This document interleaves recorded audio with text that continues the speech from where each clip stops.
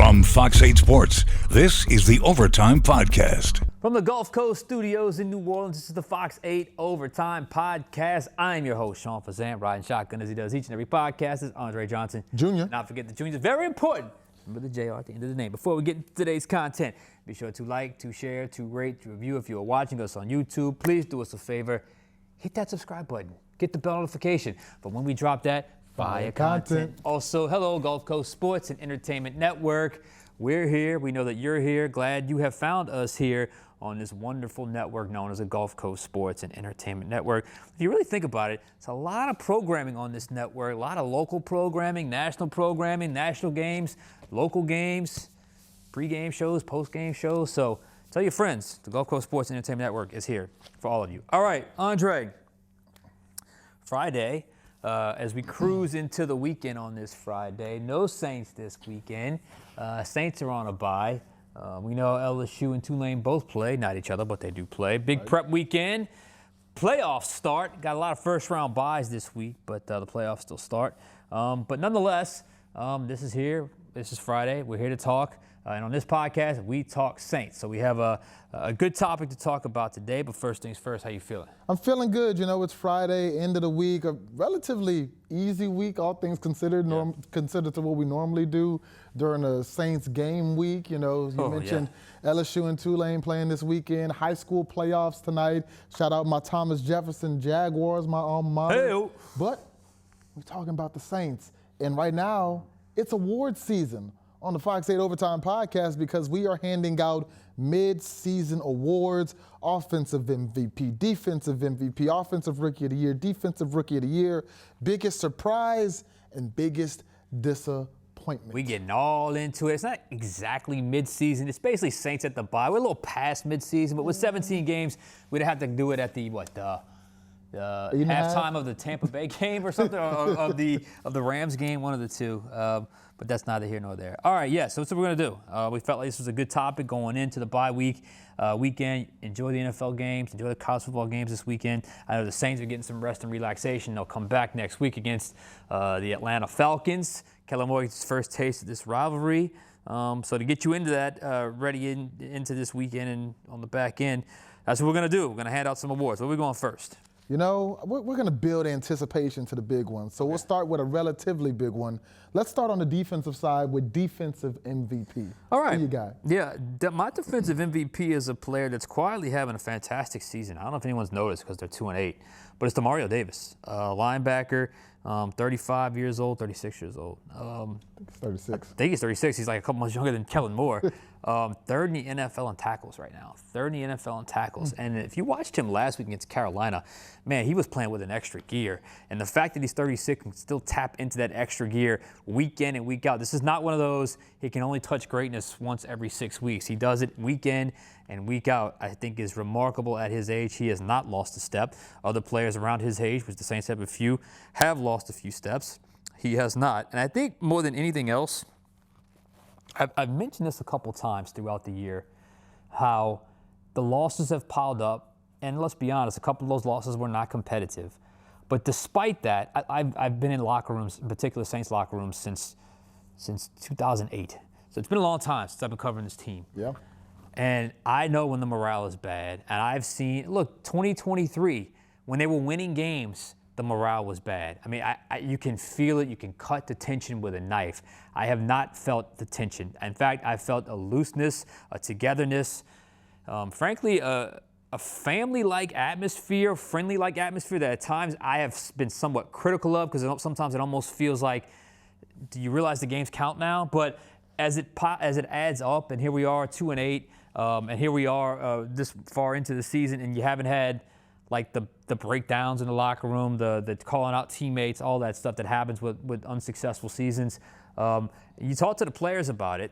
To a man, they will all point to leadership, and when they all point to a leadership, it ain't long before the name Demario Davis comes up. So I think he's done a really nice job keeping this very young locker room together despite some very difficult circumstances. So for all those reasons, he is my defensive MVP.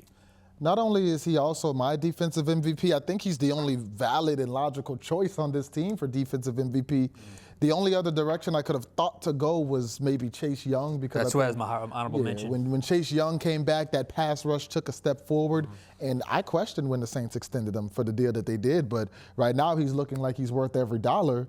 But Demario Davis, I mean, you mentioned it. He's third in the NFL in tackles. He's the tackle leader on this team by over 30 tackles. You got to go 31 tackles before you get to second place. He is still the most consistent player, not just on the defense, but on the entire roster.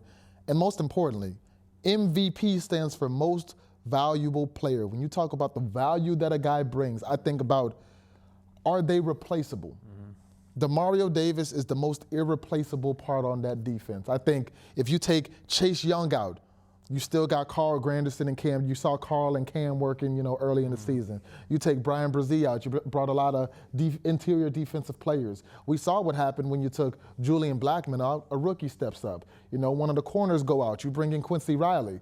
But I don't think there's anybody who you can put in Demario Davis' spot on this team that can come close to the level of production that he puts in consistently on a game-by-game basis. So I got to give him the Defensive MVP award. Demario Davis, we're in agreement. What's next? Up next, let's go Offensive Rookie of the Year. Offensive Rookie of the Year. Okay, you threw me a curveball there. I thought we were going Offensive MVP. Okay, Offensive Rookie of the Year. We're going to go Kelvin Banks Jr. Okay, don't forget the Offensive junior. Rookie of the Year. Look, he's been consistent. He's been the consistently highest graded player. He's been a day one starter. The moment has not been too big for him. From the second he was drafted, he was a younger rookie. He stepped right in and protected quarterbacks' blind sides, and whoever that quarterback may be, they seem to trust him. And when you drafted another rookie tackle or first-round tackle offensive lineman, it was met with a collective, oh, here we go again. But the truth of the matter is, when you connect on one of those, maybe you got a guy for the next decade. And remember, they thought enough of him to move Taliesin Fuaga back to the right side, and that plan has worked, at least for Kelvin Banks. I think he is better on the left side than Taliesin Fuaga was a season ago on the left side. Fuaga has now obviously moved to the right side, dealing with a little bit of injury right now. But Kelvin Banks Jr. is a guy, he's never looked out of place, from the jump. And when you talk about offensive rookies, he's been the most consistent from day one. So I think this was probably the easiest one, Kelvin Banks Jr. Yeah, that's what I wrote down, consistent. And he proved people like me wrong, because I was one of the ones when they drafted Kelvin Banks Jr. where I was like, really? You had playmakers out there, you had quarterbacks out there. There were so many different directions you could have gone with that pick. And for the Saints to pick another offensive lineman a year after they just picked a tackle, I wasn't a fan of it. You can go back in the podcast and look, but Kelvin Banks Jr. has proven to be a solid pick in one of the hardest positions to play in football as a rookie from day one. He didn't get to, warm up into that. He had to step in day one and protect his quarterback's blind side, and he's done a really good job. So Offensive Rookie of the Year, I got to bring to the Kelvin Banks Jr. camp. And there really was no honorable mention here. Who else are you going to put? Right. Tyler Shuck will be the next one up. He's only got 2 starts, so it's obviously Kelvin Banks Jr. All right, what's next? Up next, I wasn't going to make y'all wait for Offensive MVP too long. So now we're staying on the offensive side. This is a big one. Who is your offensive MVP? Same player. Ooh. It's Kelvin Banks. I don't know who else to say. I mean, maybe he's been wildly inconsistent, but you look at his numbers, Olave. But, excuse me, for all the things I just said about Kelvin Banks Jr., as a Rookie of the Year, who's had a better year? I mean, Kamara? I don't know. To me, it's Kelvin Banks Jr. I think he's been the best player on offense, most consistent player on offense. Who would you even give it to? It's got to be Kelvin Banks Jr. What about you? This is where I throw my my curveball at y'all. Okay. Y'all are not going to like this. Okay. Hear me out. Just listen up. Hear me out. My offensive MVP so far this season, I'm giving to Tyler Shuck. I understand. He's only had 2 starts. Whoa. But look at the definition of most valuable player. Okay. Value that a player brings. The Saints played their best game of the season last week. All season, not just all season, from April to about 5 days ago, We have had nothing but negative things overall to say about the Saints. In the offseason, what were we saying? This isn't a team that's going to win a lot of games. You know, this is a team that's going to be, I said 4-13. You said 6-11. We redid it. I said 4-13. You said 5-12. As the season went on, oh, this is one of the worst teams in the league. That's what everybody's saying. It's been nothing but negativity surrounding the Saints. But what was our podcast about on Wednesday? Our podcast was about, all of a sudden, can the Saints go on a run post-bye? All of a sudden, in 2 starts, Tyler Shuck brought hope to the city, hope to the team. We're looking down the stretch, and I said they've got 7 winnable games. They could realistically win 4 or 5 of them. Tyler Shuck has done something in 2 weeks that nobody else on this team has been able to do, and that has been to bring hope to a team that has not had hope for months. So I know he has not been the best player on the team. He does not have the largest sample size on the team. But you look at a team that's got 2 wins. Tyler Shuck has half of those, and he only has 2 starts. He put out the best game that the Saints have played all season, and not just this season, going back to last season. It was the best that a quarterback has played all the way back to that 2-0 start under Derek Carr. So when you look at most valuable player, the value that Tyler Shuck has brought, in his short term with the Saints, going off the definition of that term, I give it to Tyler Shuck. Whoa, that was out there, man. I was not expecting that. I mean, you did a nice job explaining it. That's what I'm saying. You know, I thought about Kelvin Banks, but I'm like, bro, we're talking about the most important position in football. You're right. I mean, you're right. But I gotta 2 games. I gotta give him I need a little bigger sample size. Now that could be my answer at the end of the season. Yeah. Especially if they go on a run. I think it'll be pretty obvious at that point. 2 games. Look, I love the enthusiasm for Tyler Shuck. We're both Tyler Shuck guys. You caught me off guard. We didn't talk about this beforehand, so I didn't know that was coming. So I like that. All right, I got Kelvin Banks Jr. twice, and you got Tyler Shuck. All right, what's next? Up next, we're swinging it back to the defensive side for Defensive Rookie of the Year, and there's actually a couple of names that this could be. Yeah, there is a couple of names. I'm going to go with the guy that I think from the preseason now to the regular season, filling in for a veteran seamlessly. I got to go with safety Jonas Sanker. This is a guy who has stepped in.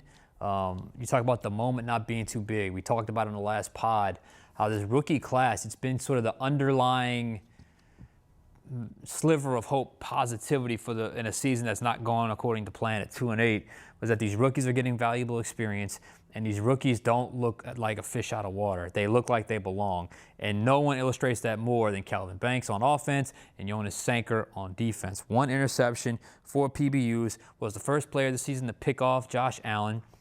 What a fantastic play. We broke it down on Game Plan. The amount of range that he showed on that play with Josh Allen, who can really throw it, was outstanding. 48 tackles. Like I said, stepped in for a veteran and Julian Blackman, a player Brandon Staley was in love with. I mean, absolutely loved him. But Sanker is a guy for a 3rd-round pick, incredible value, and has a very good demeanor. Seems to play well with Justin Reed. Seems to be a nice chess piece for Brandon Staley's scheme. He likes to mix and match and those types of things. So I had Jonas Sanker as my Defensive Rookie of the Year. There were a couple options, but I think he's been the best of all. What about you?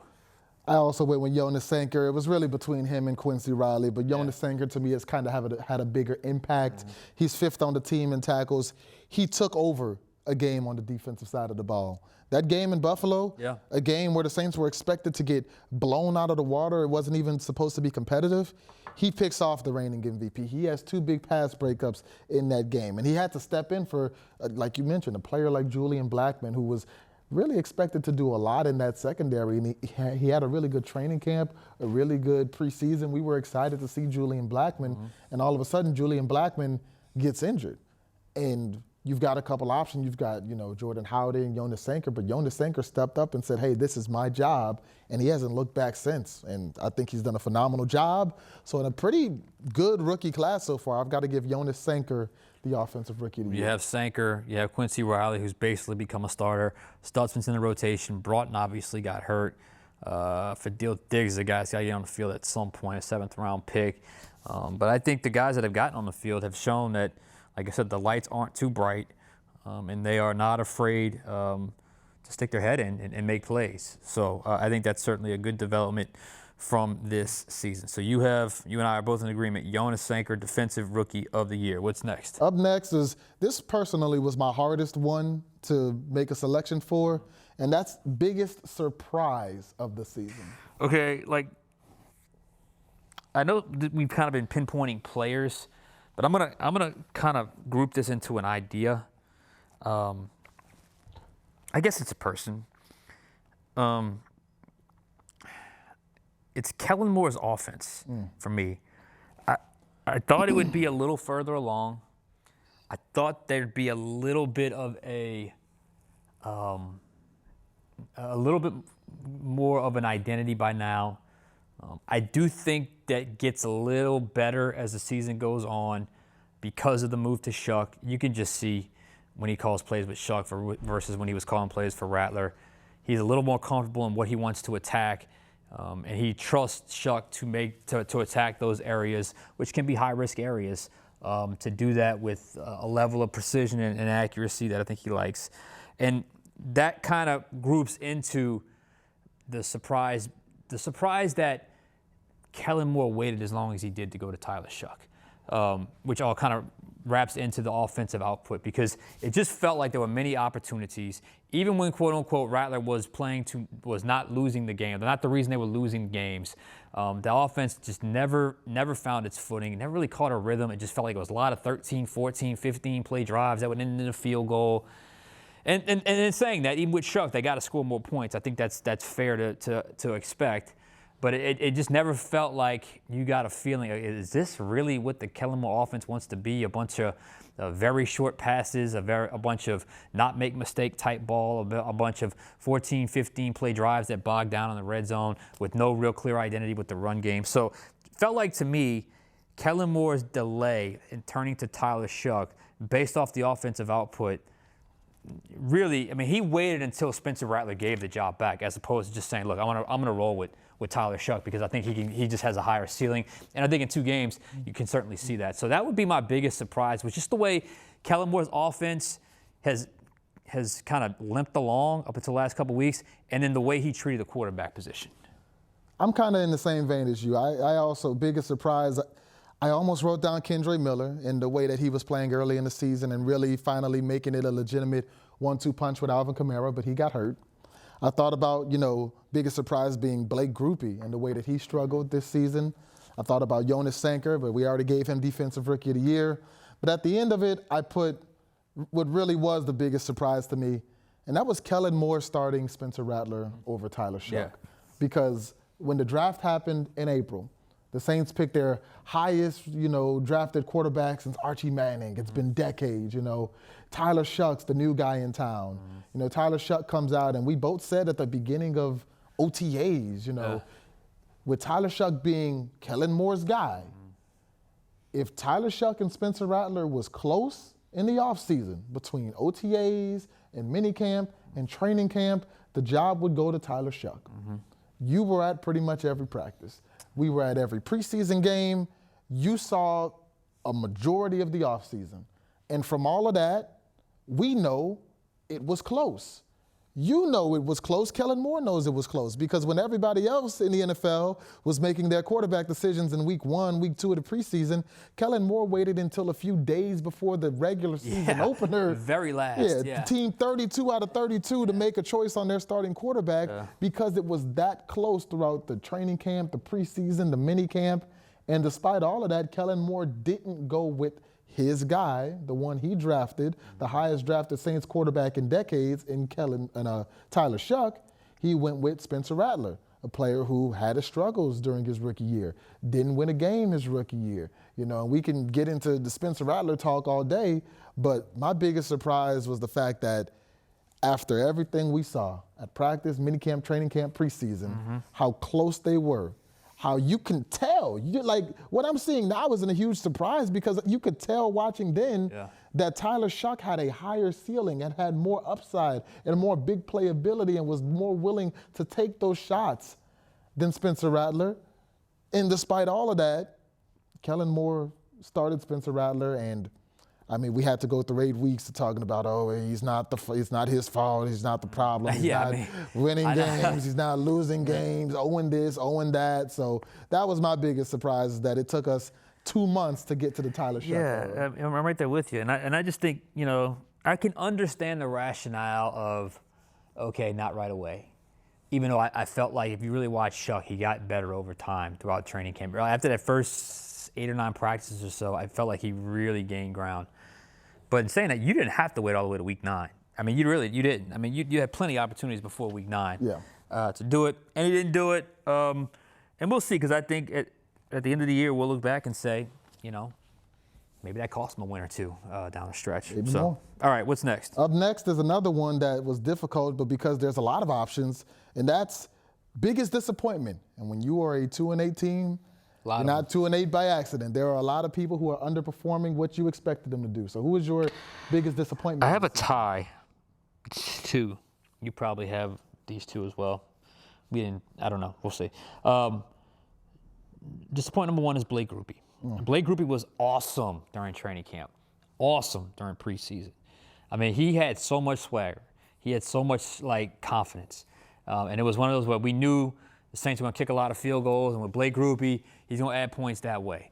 So for him to be 10 for 17 is an utter disappointment. And not just 10 for 17, because if you go back and just watch those misses, especially early in the season, it's not a stretch to say, when you add the points up and how those games went, he might have cost a game or 2 for this team. Don't get lost just because it was a game winner and he didn't make it, that's the game loser. No, there were other times in games where 3 points would have changed the complexion of a lot of things. In particular, a couple of those early close losses. Arizona, I think he missed one in San Francisco. I'm not sure exactly. But nonetheless, I just thought Blake Grupe would be much better, and he's 10 of 17. Somehow, despite the kicker carousel around the NFL, he has hung on to that job. Kellen Moore, Galliano, the special teams coordinator, believes in him. So Blake Grupe is tied, along with Devon Vele. Where is he? I think it's going to change as the season goes on with Tyler Shuck. I think you saw it in the trading of Rashid Shaheed. And I think you saw it. I think he had 3 targets in the game against the Panthers. One was a bullet from Tyler Shuck, middle of the field, great throw. I got a throw. I got an arm, a really strong arm, and I know I'm better than you kind of throw. Yep. The double move where Vele's got to get that second foot down. And there was another play, I think it was as well. But I want this to change, because he has got a very particular size, physical dimension that you don't have in your wide receiver room, and that I think the Saints need to utilize more. And that needs to be more of a game plan going forward in this back 7. Now that you have some time to self-scout, look at things, his snap count should go up. They're using him a lot, almost as a tight end as well, like a flex guy as well. In their 11 personnel, you'd see him line up really close to the line at times, almost like you'd see like a Trey Green type situation. So Devon Vele, to me, given what they gave up for the 4th round pick, I thought he'd have a much stronger presence early, and it just has not happened. Deuce brought this up, maybe it's a playbook issue, like maybe it took him a little while to get acclimated, but hopefully he's acclimated by now and maybe he's ready to roll. This was a tough one. And I thought about those guys, and I thought about a lot of people. I thought about Alvin Kamara, and the way that he's having one of his worst seasons. But I think Alvin Kamara's problem, number 1 is age, but number 2, I think it's a lot of game planning, and I think it's a lot of the fact that when you're down 2-3 possessions in the first half, it's hard to consistently run the ball like they did when they were successful with it against Arizona, against San Francisco, against Carolina, when they were able to keep those games close. I thought about a Chris Olave. We were talking about in the offseason, is he a $40 million guy? He's had his ups and downs, but we had a podcast a few weeks ago. Would you trade Chris Olave? The response was an overwhelming yes, we would trade Chris Olave, I looked at a Kellen Moore really hard, in the way that he was the hot offensive mind on the market, and this offense has been below average for most of the season. But at the end, I settled, and I'm not trying to pick him. I have a feeling I know where this is going. While he's done. But you cannot talk about the story of the first half of the season for the Saints and not talk about the man who started at quarterback. The man who was under Spencer Rattler. The Saints were at the bottom of the league in every offensive metric. 1-13 as a starter. He had the most to gain coming into this season. As a 5th-round pick, if he succeeded, he could have had people talking about the Saints have a new franchise quarterback. He could have cemented himself as a starter in this league. And there were opportunities. He had an opportunity driving down the field against Arizona to win or tie that game. He couldn't do it. 2 chances to win the game against San Francisco. He couldn't do it. A bad underthrow behind Brandon Cooks in the Buffalo Bills game that could have changed that game all around. The turnovers against the Bears, the turnovers against the Bucks. I mean, over and over again, Spencer Rattler had opportunities to prove, hey, I'm that guy. The franchise was right to, start me in this season and invest what they have in me, and he did not pull it off. At the end of the day, I look at where the Saints offense was, bottom of the league in pretty much every metric. I look at the win-loss record, one of the worst winning percentages as a quarterback in NFL history. So for biggest disappointment, I'm not trying to kick the man while he's down, but I have to analyze what we saw in the first half of the season. And you can't analyze a 1-8 start without analyzing who the guy was that started most of those games. So I got to give it to Rattler. See, yeah, and I just didn't have high expectations for him, so I guess I wouldn't call him. He has been disappointing. He could have done better. He didn't do so. We got a minute left. How do you want to finish this out? Up next, what's your final record prediction? Okay, so I'm keeping it as is, and I had a couple weeks back when we did the show, the final 7, the Saints going 4-3, which was they're going to beat Atlanta, they're going to beat Tennessee, New York Jets, and Carolina. So they're going to lose to Miami, they're going to lose to Tampa Bay, and they're going to lose at Atlanta. So I got them finishing 6-11. The bonus was the win over Carolina, Alma Road. I didn't have that on my original prediction, but they got that, so it's +1. So I got them going 6-11. What about you? I've been 4-13 all season. I'm joining you. I'm going with 6-11. What? I'm going with, I think they beat Atlanta coming out the bye. I think they beat Miami after the Atlanta game. I think they beat the Jets and they beat the Titans. That puts them at 6 wins, and all of those are games you can look at and say the Saints, realistically, if they can reproduce what they did Sunday against the Panthers, can win those games. It's a long season, folks. That's why you can't give up on your predictions too soon. Here we are. All right. Andre Johnson Jr., I'm Sean Fazende. Enjoy your weekend. We'll catch you guys next time on Overtime.